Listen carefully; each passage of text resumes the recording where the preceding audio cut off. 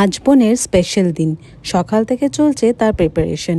Gate আটকানোতে জামাইবাবু কত টাকা দিল আমাদের, চলো দেখি। ভোরবেলা কাক ডাকার আগে উঠে বোন সুন্দর করে শাড়ি পরে বসে গেছে দধিমঙ্গল পর্বের জন্য।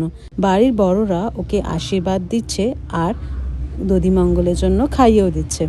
এরপর আমরা বেরিয়ে পড়লাম জল কাটা রিচুয়ালটা করতে গঙ্গা ঘাটের দিকে।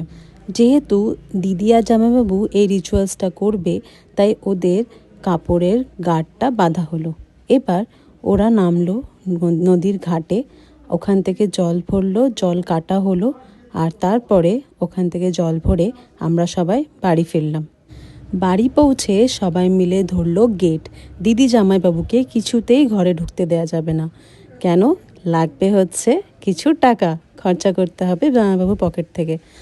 জামাইবাবু বেশি তর্কাতর্কিতে যায়নি, সোজা পকেট থেকে বের করে আমাদেরকে 500 টাকা দিয়েছে। তো আমাদের সকালের প্রথম উপার্জন হয়ে গেছে 500 টাকা। আমরা খুবই খুশি। তো আস্তে আস্তে আমরা সবাই জামাইবাবুকে ঢুকতে দিয়ে দিয়েছি। এবার বাকি ছিল হচ্ছে তারক মামা। তিনি তো শান্তভাবে দাঁড়িয়ে আছে।